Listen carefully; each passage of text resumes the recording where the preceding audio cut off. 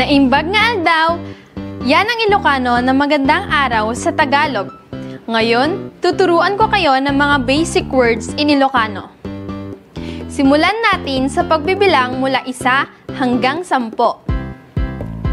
May 1, 2, 3, 4, 5, 6, 7, 8, 9, 10, 10. Ngayon naman ay ang mga tanong na karaniwang ginagamit sa mga pangungusap. Narito: Who? As in no. What? Anya. Where? Sa din no. When? Kano. Why? Apay. How? Kasano. At ang panghuli, paano magpakilala in Ilocano? Sasabihin ko muna ito ng Tagalog.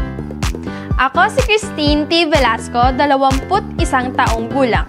Ako ay mula sa Danglas, Abra.